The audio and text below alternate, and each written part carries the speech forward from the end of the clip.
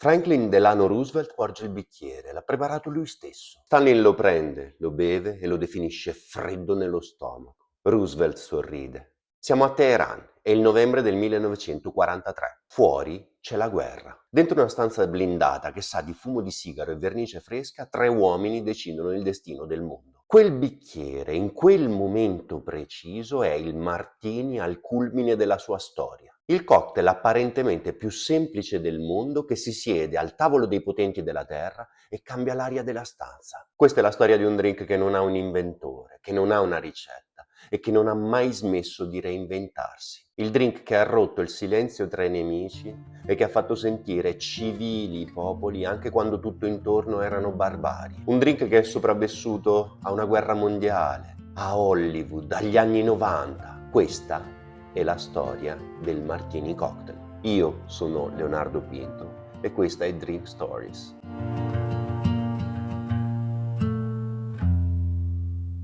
Il martini sembra un drink semplice, 2 ingredienti, un bicchiere e nessun posto dove nascondersi. Ed è esattamente per questo che è diventato il cocktail più iconico della storia, perché quando non hai niente dietro cui nasconderti, devi essere perfetto o devi essere interessante. Il martini ha scelto entrambe le cose, ma la sua storia pare cominci nella polvere. Un giorno, nel bar dell'Occidental Hotel di San Francisco, entra un minatore. Ha appena trovato dell'oro e vuole festeggiare. L'era della corsa all'oro è al tramonto, ma i cercatori d'oro sono ancora lì, con le mani screpolate e le tasche spesso vuote. Dietro a quel bancone lavora un uomo destinato a entrare nella storia del bar, un certo Jerry Thomas. Lo chiamano The Professor e diventerà il primo grande barman americano. Thomas gli prepara qualcosa: gin, vermouth, maraschino, un po' di bitters d'arancia, mescola, assaggia, aggiusta, poi spinge il bicchiere verso il minatore. Martinez Special, dice, dal nome della città dove l'uomo è diretto. È una bella storia, anche se forse è inventata. Ma poco importa, perché nei ricettari dei bar americani tra il 1884 e il 1888 quel drink comincia ad apparire. Prima si chiama Martinez, poi in un manuale del 1888 perde la Z.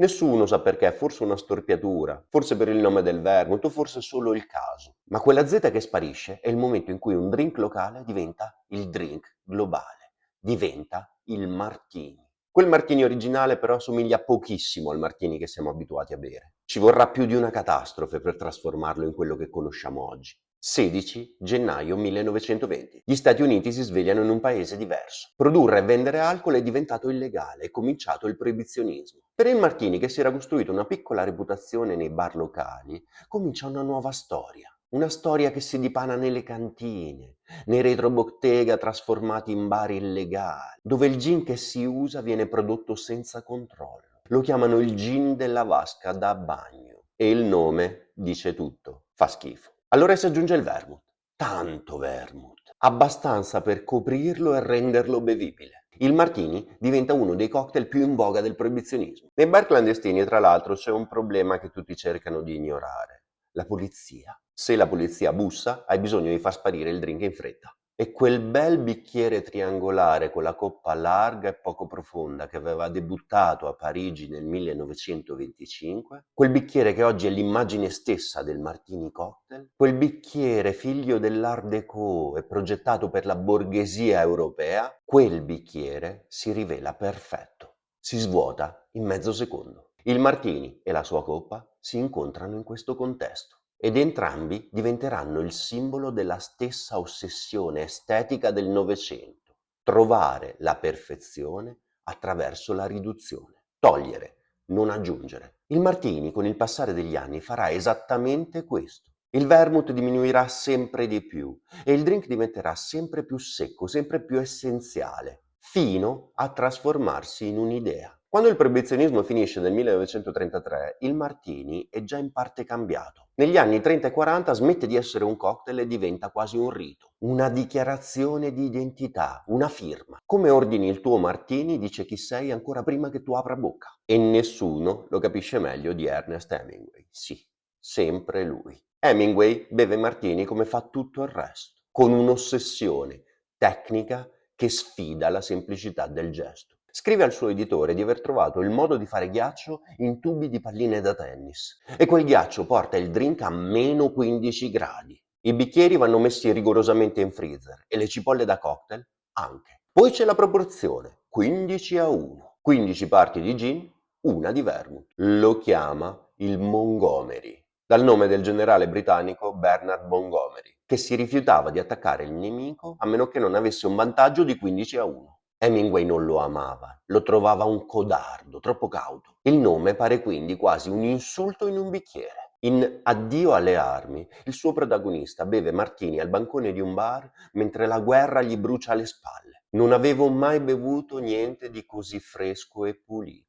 Mi faceva sentire civile. Mai descrizione di un cocktail fu così bella. Perché non stava descrivendo il gusto, stava descrivendo quello che fa il martini quando il mondo intorno crolla. Ti fa sentire che esiste ancora qualcosa di esatto, di controllato, di semplice e intatto. Il martini diventa uno dei cocktail più iconici all'inizio del Novecento. Dorothy Parker passerà alla storia per la sua celebre frase: quando ho un ospite mi piace bere un martini, 2 sono tanti, al terzo sono sotto al tavolo, al quarto sono sotto all'ospite. Franklin Delano Roosevelt lo porta letteralmente in valigia e lo serve con la stessa sicurezza con cui guida il paese. A Winston Churchill invece il martini non piaceva. Pare che a Teheran, quando Roosevelt gliene offrì uno, lo versò in un vaso di fiori. Ma nonostante questo a lui è attribuita la leggenda secondo cui versasse direttamente il gin ghiacciato, limitandosi a fare un inchino verso la Francia, senza aggiungere nemmeno una goccia di vermouth. E il suo gesto con la V viene attribuito spesso alla Coppa Martini, anziché al classico gesto di vittoria. I miti sul Martini nella prima metà del Novecento si moltiplicano. Paul Desmond scrive la sua celebre Take Five. Parla di un sax asciutto come un dry martini. E la storia racconterà di Take Five come la canzone del martini. Storie, miti, leggende, spesso semplici invenzioni, che però raccontano quanto il martini fosse realmente parte integrante della società. E poi arriva la seconda guerra mondiale. Il vermouth è francese o italiano, ma nel 1940 la Francia è occupata e l'Italia è nemica. I rifornimenti di vermouth verso l'America si interrompono e per necessità, non per scelta, il martini diventa secco. Le proporzioni cambiano. Il gin prende tutto lo spazio. A Teheran, nel novembre del 1943, i 3 uomini più potenti della Terra devono trovare un modo di fidarsi l'uno dell'altro per poter vincere la guerra. Roosevelt porta il suo kit del martini in valigia, anche se pare che i suoi martini fossero spesso terribili. Allunga il bicchiere a Stalin. Stalin lo beve. Cold on the stomach. Non è un complimento, ma è un sì. Churchill lo definisce disgustoso e pare lo versi in un vaso di fiori, ma anche quello è un sì. E a volte nella storia un sì detto malvolentieri davanti a un bicchiere vale più di 1000 accordi. E quando la guerra finisce, i palati non tornano indietro. La secchezza diventa un valore, la mancanza uno stile, il martini un'icona. Poi arriva lui. Nel 1953 Ian Fleming è in Giamaica davanti a una macchina da scrivere. Inventa l'agente segreto più famoso del mondo. Nel primo romanzo, Casino Royale, James Bond entra in un bar e ordina un drink che non è nel menù. 3 parti di gin, una di vodka, mezza di china lillet, ghiaccio, shakerato forte, una scorza di limone sottile. Lo chiama Vesper, come la donna che ama e che lo tradirà. Più tardi, nella versione cinematografica di Goldfinger, pronuncerà la fatidica frase shaken not stirred, la frase probabilmente più famosa della storia dei cocktail. La frase che ha convinto milioni di persone a ordinare il martini shakerato, che è tecnicamente il modo peggiore di farlo. Bond lo sa? Probabilmente Fleming sì, e forse è proprio per questo che l'ha scritto. Un uomo che rompe le regole anche nel bicchiere. O forse, come dicono alcuni storici del cocktail, Fleming shakerava davvero il suo gin per abitudine personale. La leggenda, come sempre con il martini, è diventata più grande dell'intenzione.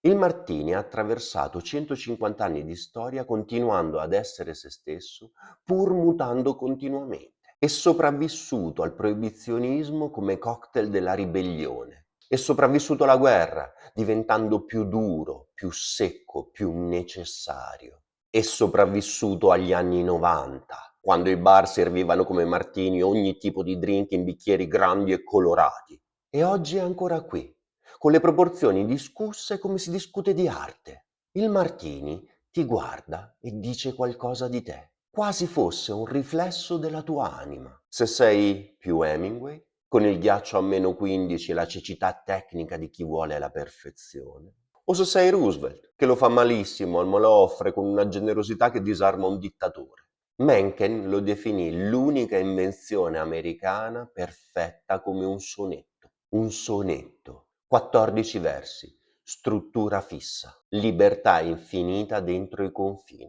Il martini, 2 ingredienti, proporzione variabile, infinite possibilità nel bicchiere. E forse è proprio questo il segreto del martini, la ragione della sua resistenza. Non è mai un solo drink, è una conversazione che continua, senza mai arrivare a una risposta definitiva. Io sono Leonardo Pinto e questa è Drink Stories. Segui il canale per non perdere i prossimi episodi. Ci vediamo la prossima settimana, perché gli spiriti sono cultura e la cultura arricchisce lo spirito.